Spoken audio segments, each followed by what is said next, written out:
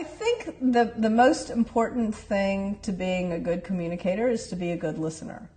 The most important thing about communication is communicating in terms of what's important to the other person.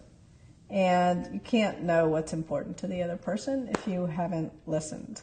An ancient framework about great communication was taught to me by Joel Podolny at Apple University, but it's Aristotle's framework.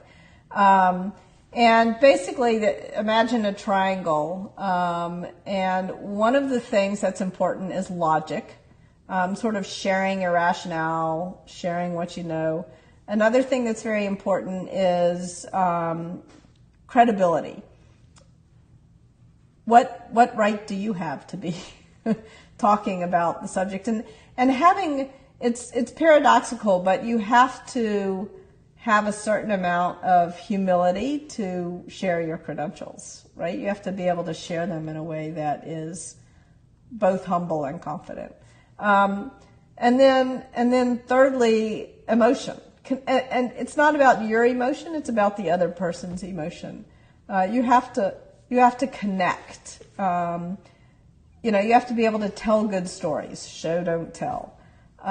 You have to be able to use humor, and to get on the same wavelength with the people you're talking to. I think also, as a manager, that one of the most painful things I've learned about communicating with people is that you just have to repeat yourself over and over and over, and in every way imaginable. You have to be able to write it down. You have to be able to say it. Say it not just once, but 500 times. You have to be willing to act it out. You can't imagine how often you have to say it. One of the things that most often happens when I'm talking to managers, and some of them very experienced, is there'll be this massive miscommunication between them and the team. And this manager will say, but I told them, look at this email. I said, that doesn't count. That's like one email. You have to have sent 30 emails and said it in an all hands 15 times and demonstrated it in your actions. I think one of the most important things you can do as a manager is to give the quiet ones a voice. And what I mean by that is you're always going to have people on your team who are loud. But just because they're loud doesn't mean they're right. You're also going to have people on your team who are actually very eloquent, but just because they're eloquent doesn't mean they're right. So a few things. When you're having a meeting with a team of people, make sure occasionally to go around and make sure everybody talks. Read the body language. Read the facial expressions of people. Ask somebody who's done a ton of the talking. Say, we've heard from you a lot. I want to hear from the others. You've got to create sort of a safe holding environment in the room. You want to make sure to balance. Having office hours is okay, but you're going to hear from the same loud people at your office hours. Maybe you'll get a quiet one in there. More often you'll get to them by walking around. It's why it's important to me to have one-on-ones and not office hours. I used to, even when the team that I managed at Google was 100 some odd people, I would have a quarterly one-on-one with every single person on the team. It was only 15 minutes. It was kind of lame in that respect. But I just wanted to say, do you have anything to say to me? Anything's fair game, furniture to strategy. It's very tempting to think as a manager that you are responsible for other people's emotions. In fact, the most common advice that managers get about giving feedback is that it should be constructive. I think that's terrible advice because it's not in your control how the other person is going to take it. Maybe they'll take it constructively or maybe they won't. Obviously, you shouldn't give feedback in an effort to tear somebody down. So I guess to that extent I agree. But the point here is that the most important thing you do is to be clear. And one of the most important things you can do to be clear is to manage your own emotions. A few things that I have found that really help me. One is just getting enough sleep and exercise. Another is breathing. Remember to just sort of take a couple of deep breaths. It actually physically changes your heart rate, etc. If you're really worried about a conversation, take a bottle of water with the top on it so that you have time to unscrew the top, take a sip of water, put the bottle down. Simple things like that can make a big difference. I think taking a walk for a really hard conversation can really help because you're both looking in the same direction. Thinking hard about the sort of the room where you're going to be giving feedback, so you're not on opposite sides of the table, so it's not an adversarial kind of situation. So just being conscious of your own emotions and remaining calm is important.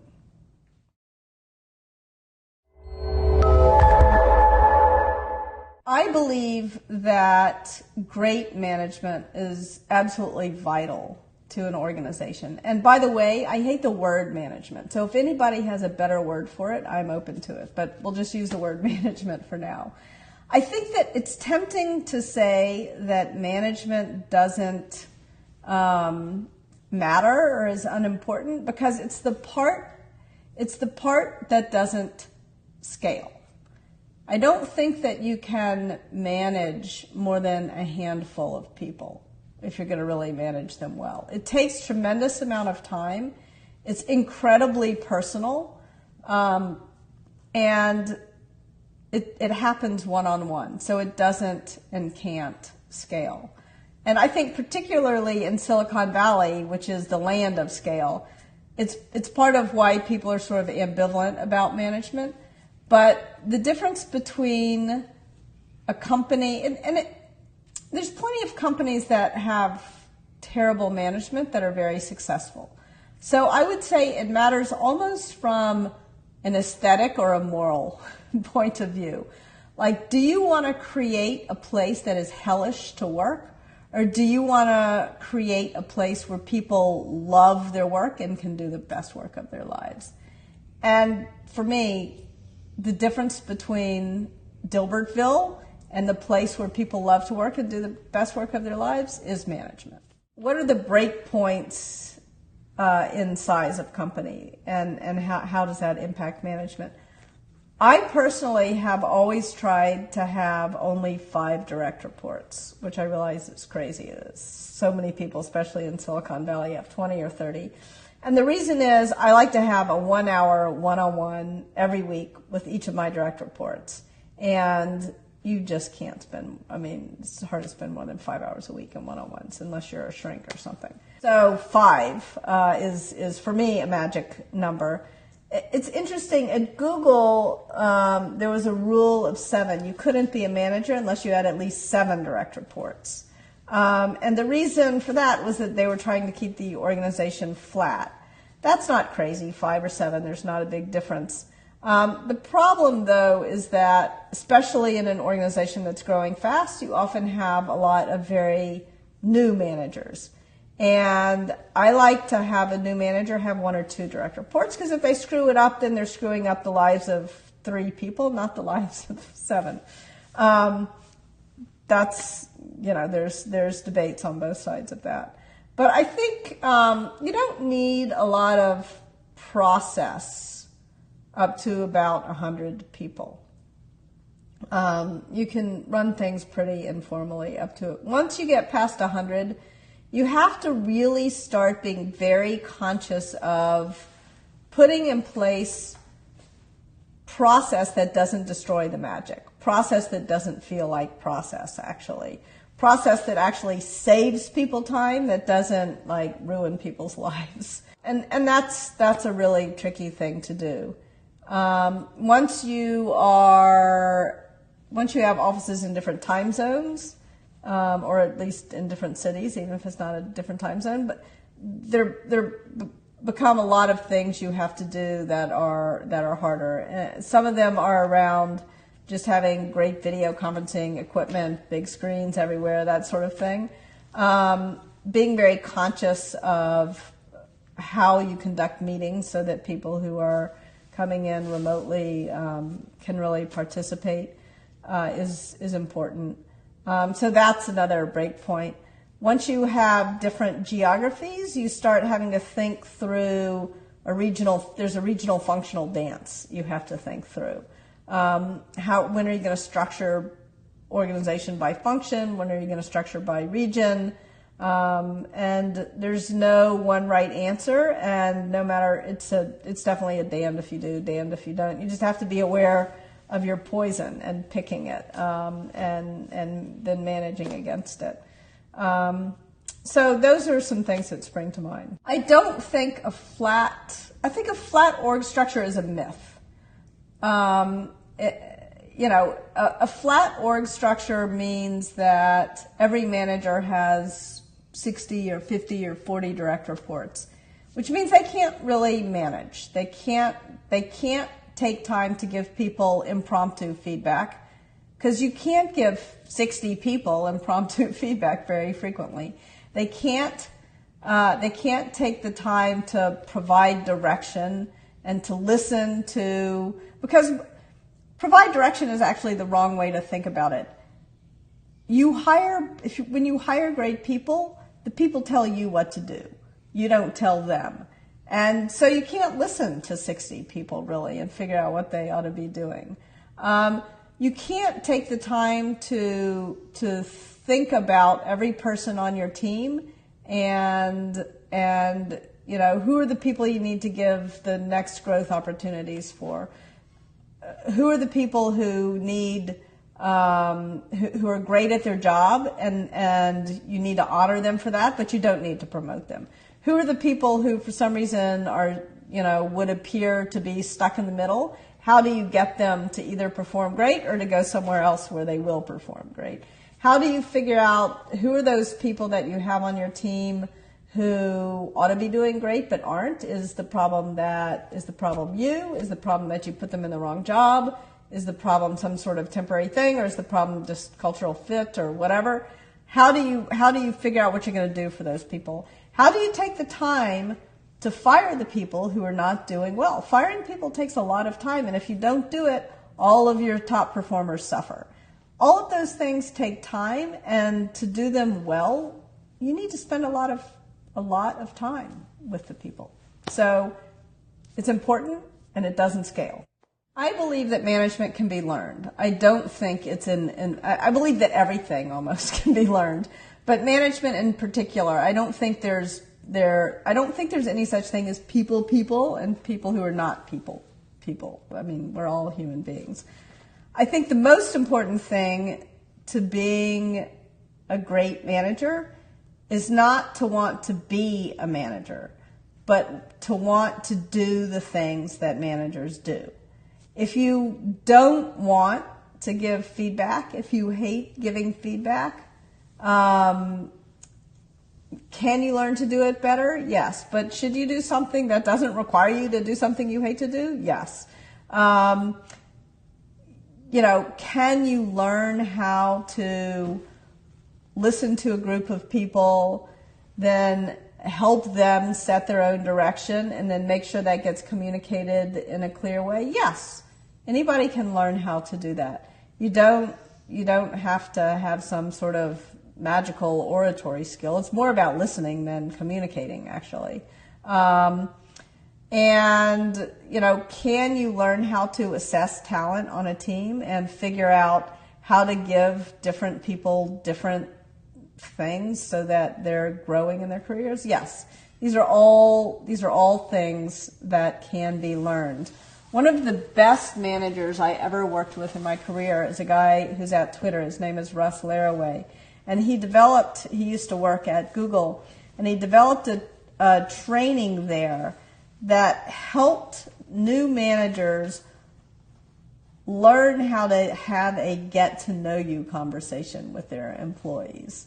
And the truth of the matter is, everybody already knows how to get to know another human being, right? But for some reason, a lot of people think that when they're in the role of manager, it's no longer appropriate to get to know. And it's more important than ever to get to know people. It would be like saying it's not appropriate to get to know your spouse or your best. I mean, you have to get to know them. But just sort of the key of education is about educo. It's about pulling out of people what they already know. And that's what Russ did for the managers on his team. He helped them use these talents, these skills that they already had developed, but for some reason weren't employing. It's very interesting. Every company is very different. Every company that I've ever worked at has a very different ethos, a very different personality. The starkest difference and most interesting was the difference between Google and Apple. If Apple hires experts, Google hires general athletes. If Apple believes in focusing and only doing 4 things, Google does a lot of things. If Google says right, Apple says left. But the core fundamentals of management are very similar across organizations. Even organizations there are organizations that are more direct and cultures that are more direct. There are cultures that are sort of quote unquote nicer. Feedback is equally important at both of them. It's probably harder to teach the feedback at the nicer cultures than it is at the more direct cultures, and I might put a different emphasis on one thing versus another thing in the 2 different cultures, but the problems are all the same. And I would say even you would expect that at the very direct culture, there's going to be more problem of the jerks, and you have to tame the jerks. I've never seen a place where that's true. The biggest problem everywhere is the problem of cruel empathy. The problem that people are pulling their punches. Even jerks pull their punches. Maybe they pull their punches for different reason than, truly kind people, but everybody tends to pull their punches. It's risky to tell people things they don't want to hear. So I think that feedback is important everywhere, no matter what the culture is. You've got to build teams everywhere, no matter what the culture is. And you've got to make sure that people are lining up behind a direction, no matter what the culture is. It's different. I mean, at Apple, in a sense, it was easier because the way decisions were made were very clear. But still, you had to line people up against the direction. At Google, even though it was more of a let 1,000 flowers bloom kind of approach to innovation, you still had to do some things and not do other things. You had to line people up against a particular direction.